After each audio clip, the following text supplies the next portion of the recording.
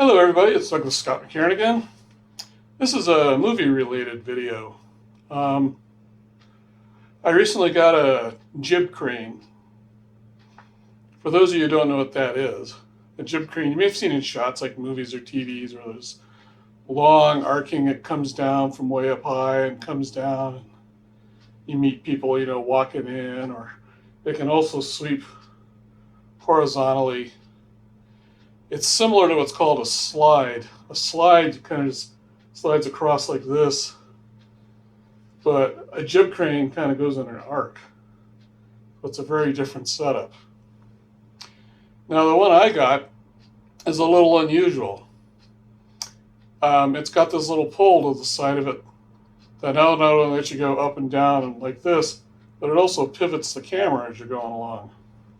So I wanted to share it with you because I spent, 3 or 4 months researching jib cranes, and I got this one. To talk about, right away with the problems, shall we say. It's about 3 feet. That's how far up and down it goes. So you can't do big sweeping things. If you use your background and foreground right, it can look quite nice though. The other thing is it doesn't fit the standard tripod you get in America. There's a size like, what is it called? It's the connector between the camcorder and the tripod where you stick it into this little square hole and it has an attachment that holds things on there. It doesn't fit that. It takes another size, and it's common enough, but I personally don't know the name of it. But you screw it on to a tripod that has a 1/4-20 threaded screw to go on to. So here, I'll let you see what it looks like. So you can see it's got that 1/4-20 screw, comes around here, it's got a bouncing, but you open it up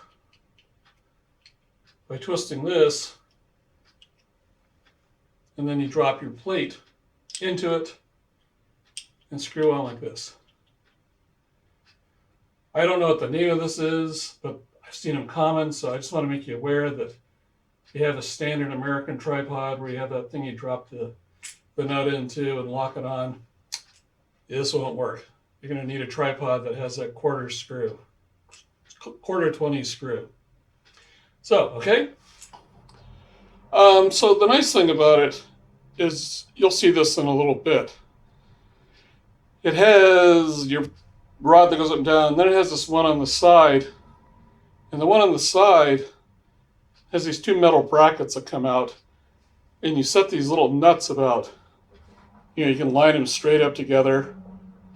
It's got like, marked 0 to 8. I don't know what it's actually, so they look like they're about maybe 1/4 inches.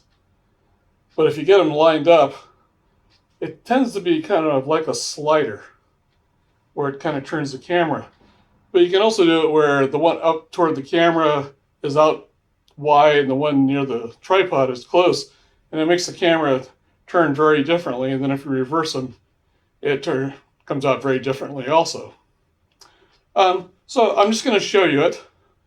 What I'm going to do is I have a camcorder on the tripod that I'm going to turn on, and you can see what it's seeing. And I'm also going to be videotaping myself doing that, or videotaping it as I'm doing it, moving things around, so you can get an idea of what it does. I just find it very useful. It's just that little extra turning thing is really kind of cool. All right, so let's show you. So this is it.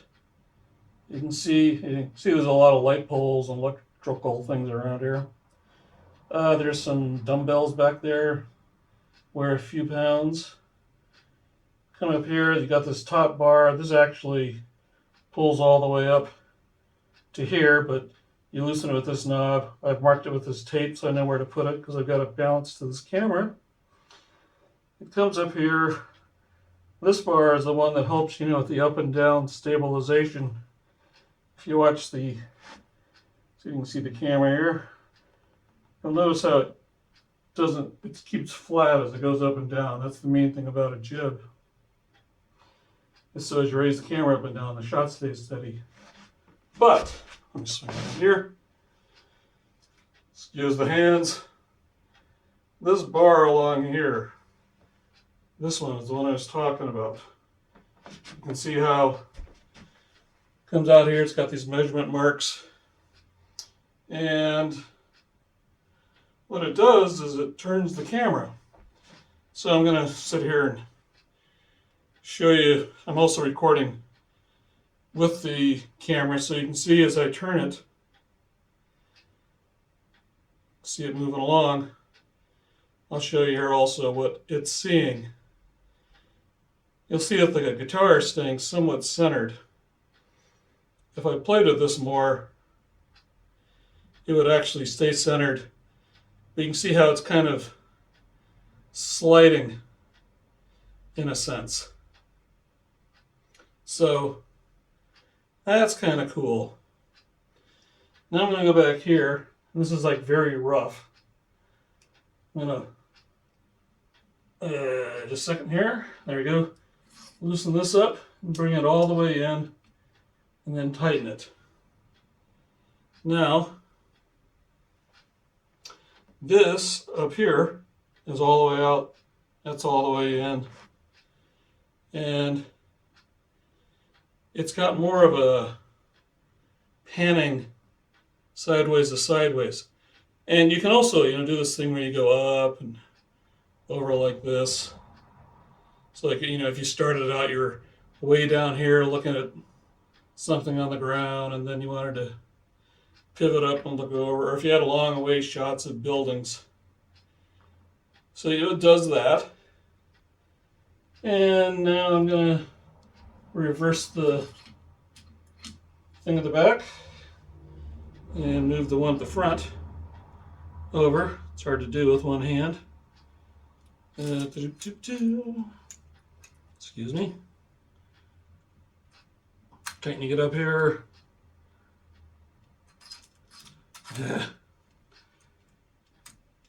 I keep forgetting which way to turn. There we go.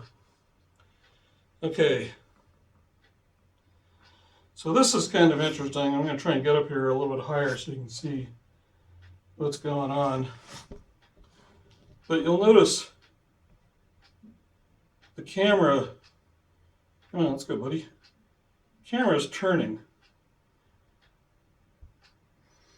So what you get with that, as you'll see on the view of the other camera, is it kind of pivots around. You can also see the background's kind of moving along behind the guitar. So that's kind of cool. Now, these cameras only about 6 feet away from anything, so if you had more distance, more open space, more distance behind what's behind it, you'd get a very different effect. And again, you could be going up and down and playing with it. So that's what I really liked about it. It fits in a really tight spot. Like I said, it's maybe stretched out maybe 5 or 6 feet, even less.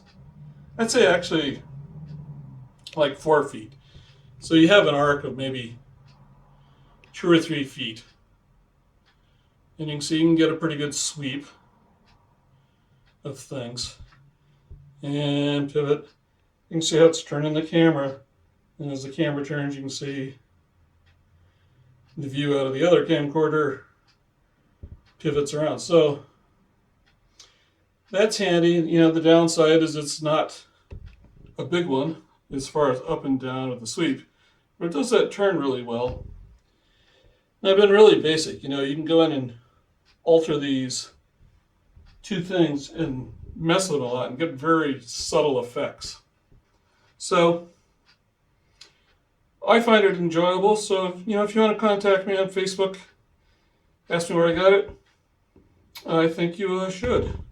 And we'll do one last little sweep here, and then that'll be it. Well, just to give you an idea, so this shot here, what's over here off in the distance, that's a good 20 feet away.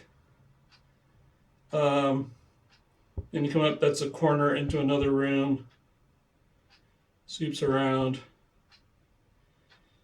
It's sweeping across, probably, there's a door into another room. Lots of rooms in those places. So it has a, you can bring it all the way over here, bring it up. It's like, if you had a nice big hallway or a nice big room with doors off it and somebody walking around, it would look really nice. Okay. Okay, well, that's it. I hope you found this interesting. If you're interested in where I got it from, I got it on eBay. But if you want to Facebook me and send me a message, I can find the page for you and send a message back. Mine was around a couple $100. It came from China. It took about 3 weeks. That attachment that I talked about, mine didn't come with it, but they sent me one afterwards, and I sent them postage. So you might want to check with that to make sure. Or if you already have one of those attachments that I showed you earlier, it doesn't fit the standard US camcorder connector. If you have that, then you're okay. So anyway, I hope you found this interesting, and thank you very much for watching my video. Have a good day.